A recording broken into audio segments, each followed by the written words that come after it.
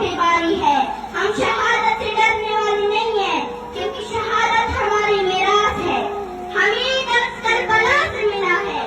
ہمارا ایک ایک بچہ شہادت کے لیے تیار ہے. شہادت ہمارے لیے ایک تحفہ ہے، لیکن تم نے نعرہ تکبیر کے ساتھ ہمارے نوجوانوں کو ذبح کر کے یزید کی یاد تازہ کر دی ہے.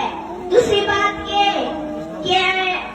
18 مہینے پورے ہونے والے ہیں، روڈ بند ہے، جس کی وجہ سے ہمارے چھوٹے چھوٹے بچے دوائی نہ ملنے کی وجہ سے 100 سے زیادہ بچے شہید ہو چکے ہیں.